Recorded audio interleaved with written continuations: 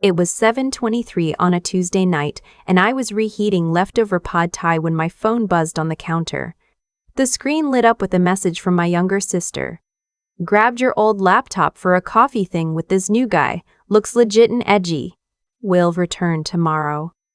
There was a little wink emoji at the end, like she just borrowed a sweater she thought looked cute on her shoulders. I read it twice, then a third time. My pad thai sat there steaming, forgotten. I'm a senior systems engineer at a private aerospace contractor outside Huntsville, Alabama. The work is the kind people glaze over when I describe it at parties, so I usually say, I do computer stuff for rockets and let them change the subject. What I actually do is integrate guidance software for a propulsion program that runs under ITAR controls, export controlled, federal, real prison time if it ends up in the wrong hands. And the laptop my sister had just walked off with wasn't old. It was a hardened, biometric-locked workstation worth roughly $4.8 million on paper because of what was on it. The actual hardware cost maybe $9,000. But the firmware, the engine telemetry archives, the partial re-entry models I was reviewing for our Friday integration test, that was the 4.8. I'd brought it home under approved telework protocol, locked it in my home office safe. A real safe fingerprint and PIN, the kind the company audits twice a year, or it should have been locked. I was about to find out why it wasn't. I didn't text her back right away. I stood in my kitchen breathing through my nose like I'd been taught in the company's incident response training. Step 1. Verify the loss. Step 2. Report. Step 3. Do not engage the unauthorized party. I walked down the hall to my office. The safe door was cracked open, not forced, just open, the way you'd leave a kitchen cabinet after you grabbed a glass. On top of the safe, sitting like a confession, was a sticky note in my mother's handwriting. "Honey, the code is taped under your nightstand drawer in case of emergency. Love you." My mother had given my sister, of all people, the location of my safe code. I want to say I was surprised. I wasn't.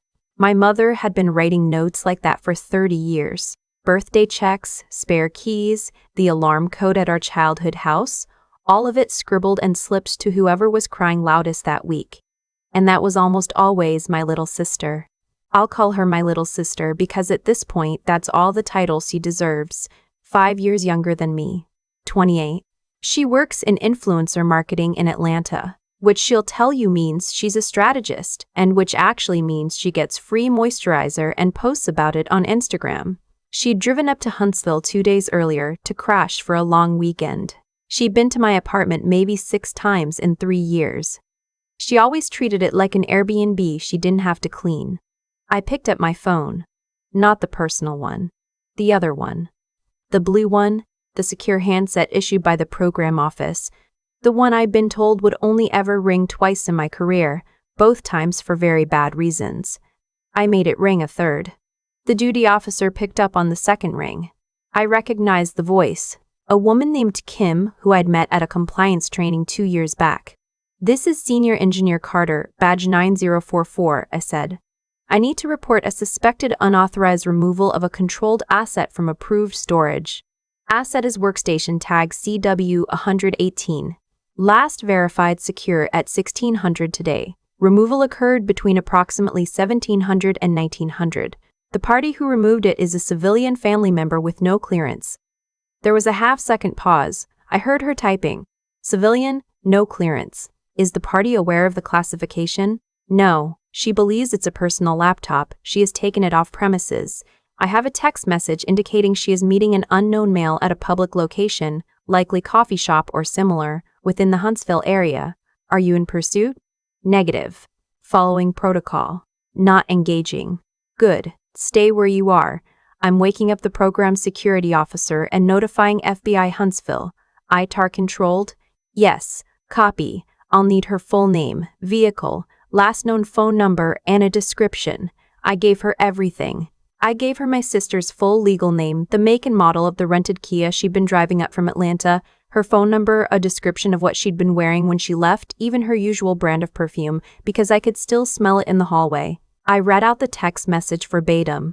I forwarded a screenshot to the secure inbox Kim spelled out for me. When I hung up, my hand was steady, but my chest felt like someone was sitting on it. Then I did the thing that, looking back, was the cruelest and the kindest decision I made all night. I texted her back. 2 words. Have fun. I left it at that. No warning. No bring it back. No, you don't understand what you've done. Because the second I tipped her off, she'd panic. She'd try to ditch it. She'd hand it to the guy. She'd leave it in a bathroom. The worst case branches multiplied faster than I could think them. So I let her enjoy her coffee for the next 20 minutes while a black SUV rolled out of a parking lot 4 miles from my apartment. While I waited, I did 3 more things. I called the property manager of my building and asked her to pull the lobby cameras for the last 4 hours. I called a locksmith and put a rush order on changing every lock in my apartment, including the deadbolt, including the office door, including the safe itself. And I called my mother. She answered on the 4th ring. Sleepy, because she goes to bed at 9. Mom, I said. Did you tell my sister where I keep my safe code? A long pause. Honey, she said she needed to charge her phone and couldn't find the cord. I told her your office probably had one. She said the door was locked. I told her you keep spare keys in the kitchen drawer and that there was a backup code thing taped under the nightstand if she needed to find chargers or whatever. Why? Is something wrong? I closed my eyes. I love my mother. She is 66 years old and has spent her entire life believing that there is no such thing as a sister who would betray another sister, and no such thing as a daughter whose work was important enough to keep secret. She has been wrong on both counts for a long time. Mom, I said very carefully, she didn't take a charger. She took the laptop out of the safe. That laptop is federal property. It is being treated as a theft.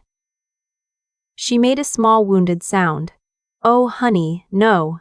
She didn't mean to. She would never. It's just a laptop. It is not just a laptop. You don't have to make a thing out of this. Just call her. Tell her to bring it back. We can fix this between us. Mom, I already called the people I had to call. It's out of my hands now, and I need you to not call her right now.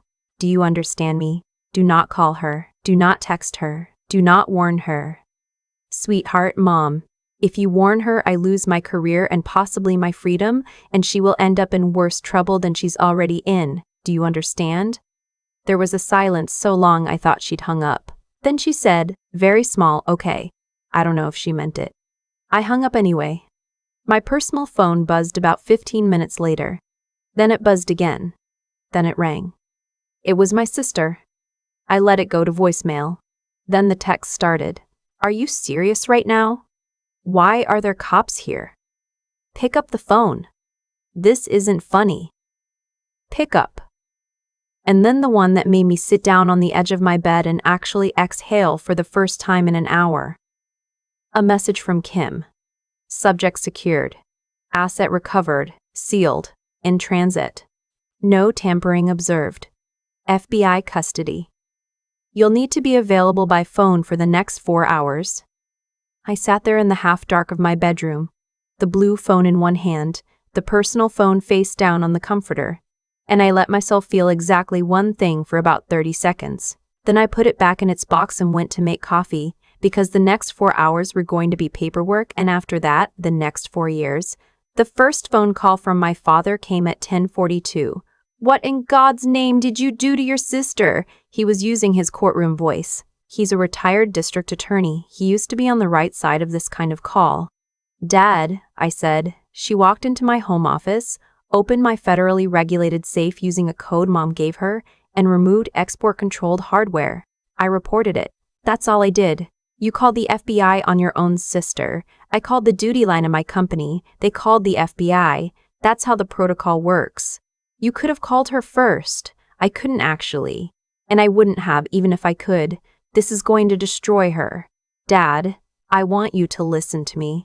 If I had called her first and she had handed that laptop to the man she was meeting, or left it in the back of a lift, or thrown it into a dumpster when she got scared, the people coming for me wouldn't be local police. Do you understand what export controlled means? He was quiet. He understands what export controlled means. He used to prosecute people for less. I'm coming up tomorrow, he said finally. Not yet. I have meetings all day with my security officer and probably with 2 federal agents. I cannot host you. He hung up on me. He hadn't hung up on me since I was 19. I didn't sleep. Around 3 in the morning, I sat at my kitchen table with the personal phone in front of me, and I scrolled back through the last 6 months of texts between me and my sister. Looking, I think, for the moment I should have seen this coming. There were so many. Can I borrow your car for the weekend? Can you spot me rent this month? Hey, did you ever get that vacation payout? Asking for a reason. No. She had asked me 3 weeks ago what kind of laptop I used for work. I had said, vaguely, a company one. She had said, ooh, fancy. I had not thought about it again. I thought about it again. I thought about it now. At 7 the next morning, a black sedan pulled up outside my building.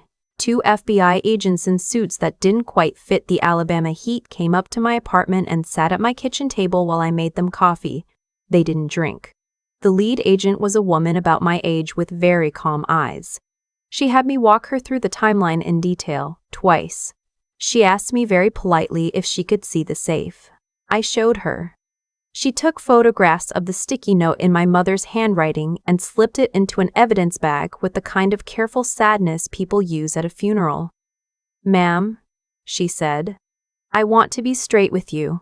Your sister is being held in Huntsville right now. The asset is intact. We have her on camera at the coffee shop powering it on, which she failed to do because of the biometric lock, thank God.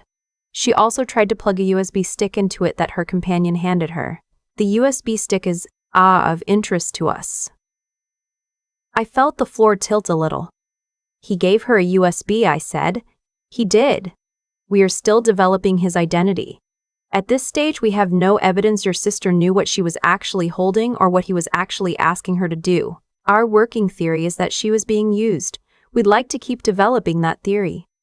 It is, frankly, the only theory that keeps her out of a federal prison for a very long time. I stared at the agent. The man at the coffee shop, the guy she met on an app 2 days ago, who'd been so charmingly insistent on meeting up right after she got into town, the guy who'd asked, she'd cheerfully volunteered during a phone call to our mother that I overheard, what her older sister did for a living and where she worked, and whether her sister ever brought work home. There are moments in your life when a series of facts that have been sitting separately in your head suddenly slide together and make a shape, and the shape is so ugly you almost laugh, because there's nothing else to do. She wasn't out on a date, I said. We don't believe so, no. She thought she was. We believe so, yes. I looked at the agent. I looked at the second agent, a quieter man taking notes. I looked at my coffee cup. I thought about my little sister sitting in an interview room somewhere across town, probably still wearing the dress she put on to impress a man who had been targeting her for 2 months. What do you need from me? I said. Your continued cooperation. Your willingness, if it comes to it, to give a statement that you reported this within minutes of discovery and did not coordinate with the subject. And, frankly, your patience. This is going to be a long process. Your sister is going to be questioned for many hours. She is going to be very frightened.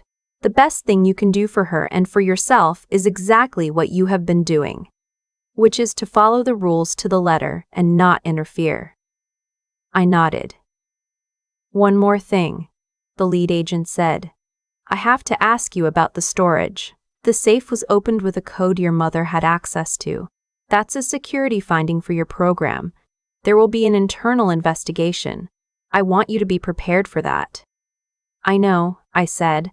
I should have changed the code after the last family visit. I didn't. That's on me. She gave me a small nod, not absolution, just acknowledgement that I'd said the right thing without being asked. They left around 10. I sat at my kitchen table for a long time after that, looking at the door. 3 days passed before I was allowed to see my sister.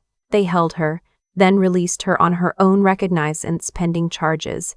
Then, when it became clearer that she had been a mark, rather than a co-conspirator, those charges were quietly reframed into a misdemeanor she would have to formally address through a structured arrangement my company's legal team and the federal prosecutor's office worked out together.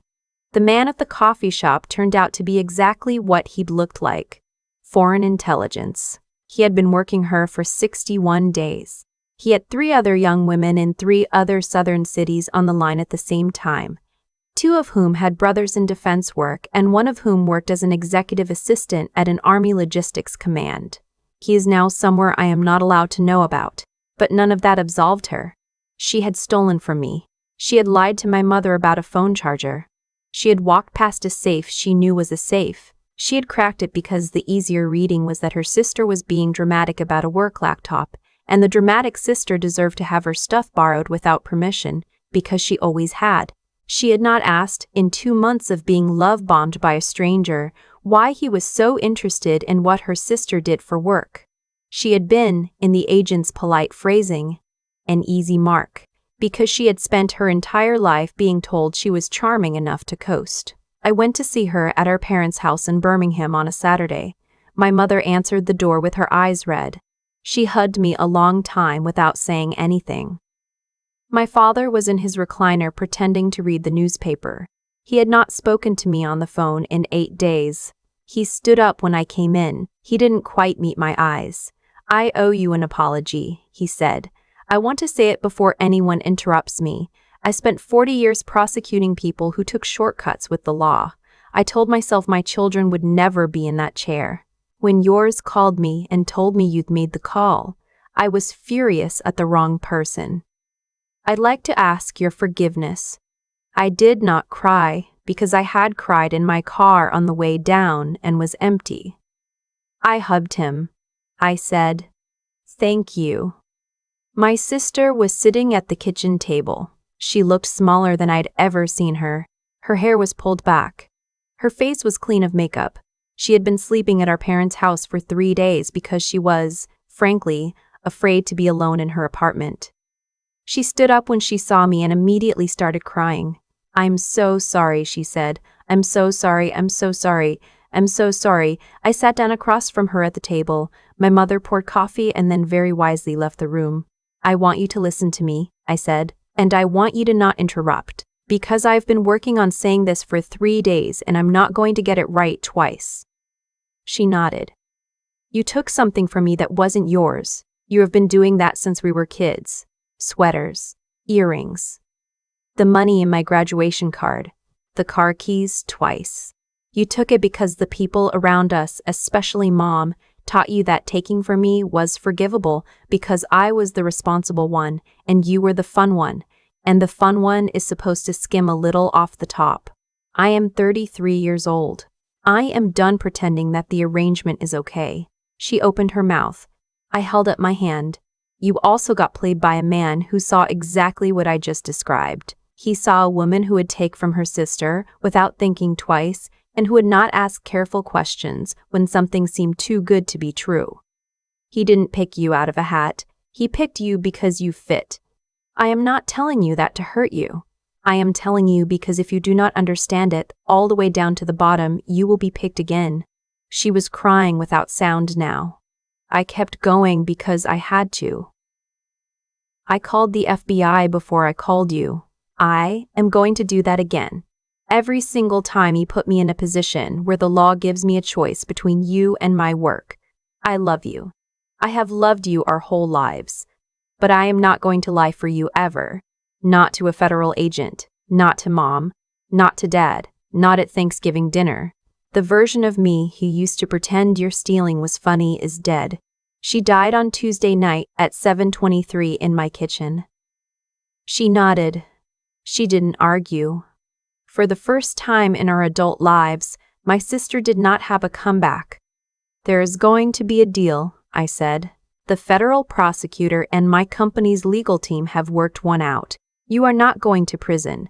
You are going to do 6 months of supervised community service at a logistics warehouse on Redstone, scanning inventory and filing forms. You will be paid almost nothing. You will live with Mom and Dad. You will not post about it. You will not tell anyone glamorous what you are doing. You will scan a serial number on a box and you will write it down. And you will scan another one and you will write that one down too.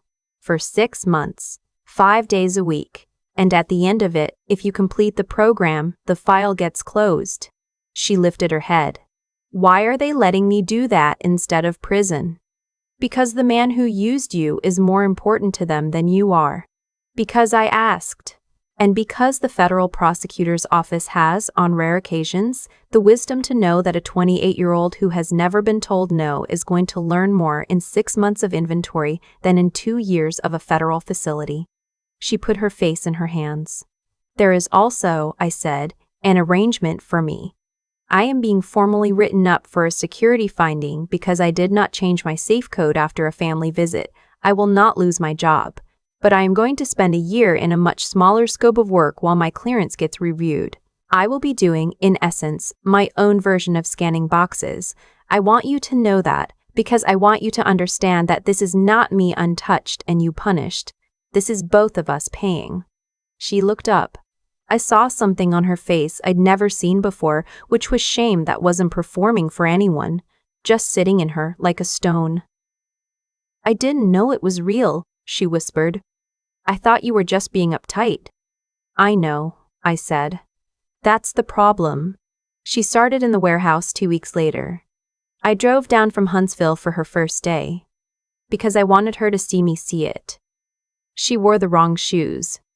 She had to switch them out for steel-toed boots they kept in a bin at the front office. The supervisor was a black woman in her 50s named Sergeant Bell, retired from the Army, now civilian inventory lead. Sergeant Bell handed her a clipboard and a scanner and told her that her job for the day was to verify the count on aisle 9. My sister, who had been to Coachella 6 times, stared at aisle 9 like it was the moon.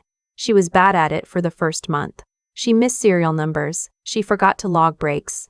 She lost her badge on day 3 and spent that evening, I later learned, scrubbing the warehouse break room on her hands and knees because she'd missed her own deadline. She came home crying every night for 3 weeks. My mother called me a lot during those 3 weeks. I told her every time the same thing. She has to feel this. If you rescue her from it, it didn't happen. By the 2nd month, the calls slowed down. By the 3rd, my mother started saying in a slightly puzzled voice, she came home and asked me about my day. She has never asked me about my day.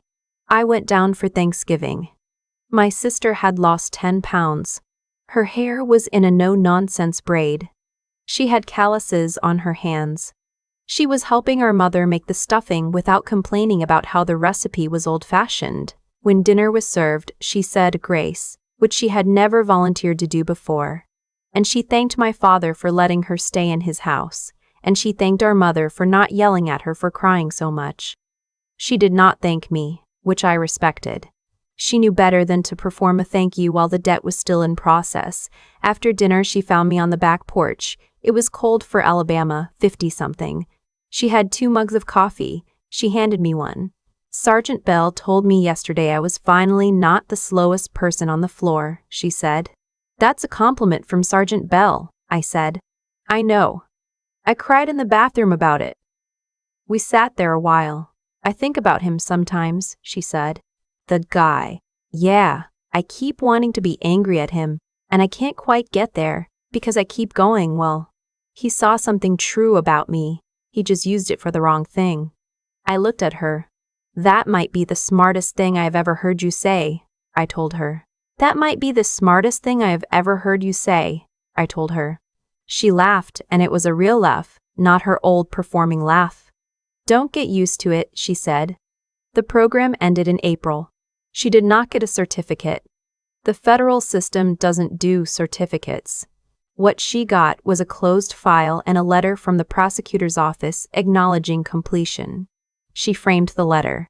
It hangs over the desk in her new apartment, which is much smaller than her old apartment, in a much less fashionable neighborhood, because she switched jobs from influencer marketing to a back-office role at a small accounting firm where she scans receipts and reconciles expense reports. She told me last month that she likes it. She told me she likes knowing that the numbers either match or they don't, and that nobody is asking her to perform. I finished my year of restricted work in February. My clearance came back at full scope. The first project they put me on had me back in front of a hardened workstation. I changed every code on every safe I owned the day I got home. and I wrote them down on a single piece of paper that lives in a safe deposit box at a bank. And I have not given the location of that box to anyone in my family, including my mother, whom I love. My mother and I are still working on it. She told me, around Christmas, that she had spent her whole adult life believing that the way to keep her daughters close was to make sure neither of us ever had a secret from her. She said she understood, now, that some secrets are not personal. She said she was sorry. I told her I knew she was. I told her I needed her to keep being sorry by not doing it again, and that the apology and the change had to be the same thing, or it didn't count. She nodded. She has not asked me a single question about my work since. People ask me, when this story comes up, whether I regret making the call. They mean, would I do it differently? They mean, isn't blood thicker than protocol? They mean, didn't I worry about destroying her? The answer is no.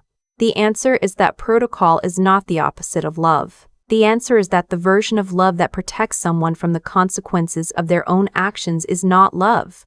It is a cage with a soft lining, and at some point the person inside it stops being able to walk on their own.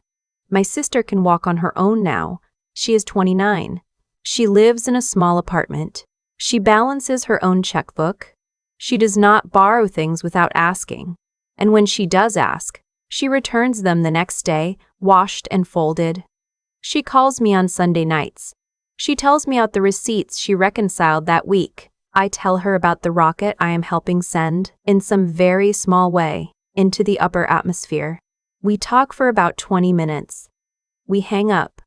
I make my dinner. I sleep through the night. That, in the end, is the part that surprised me the most. I sleep through the night now.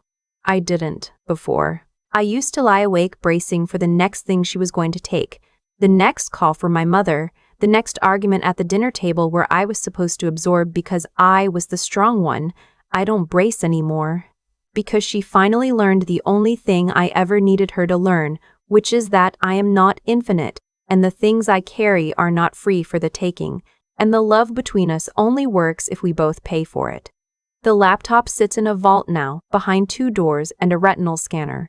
I haven't seen it since the agents took it. I don't need to. The thing it taught me wasn't about the hardware, it was about the safe, about the code, about the people I had let stand close enough to see my back.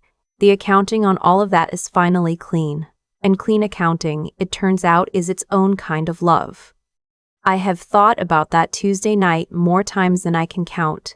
The pad thai cooling on the counter.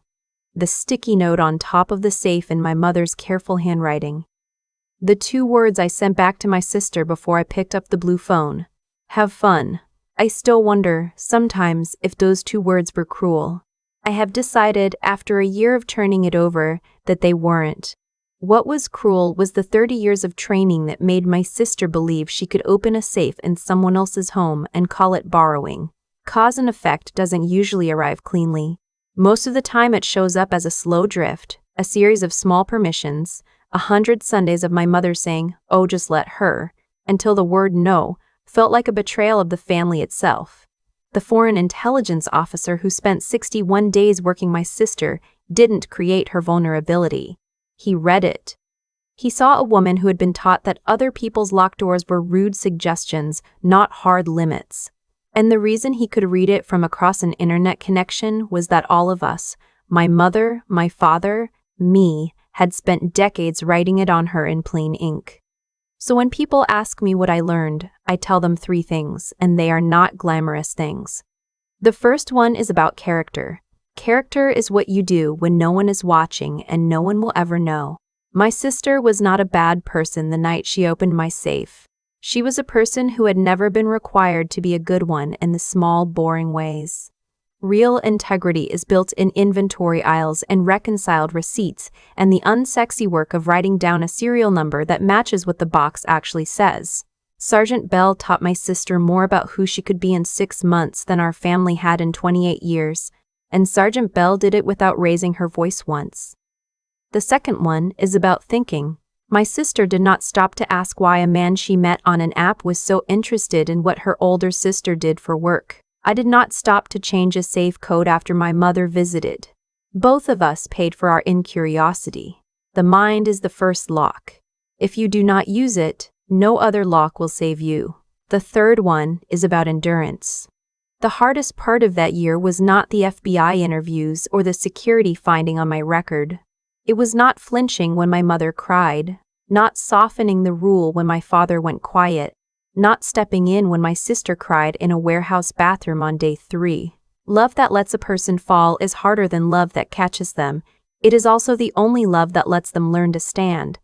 I sleep through the night now.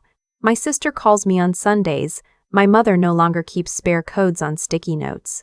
Whatever else this story has given me, it has given me the quiet that comes from a household where the accounting is finally honest. That quiet is not free. We all paid for it, but it belongs to us now and nobody can borrow it without asking.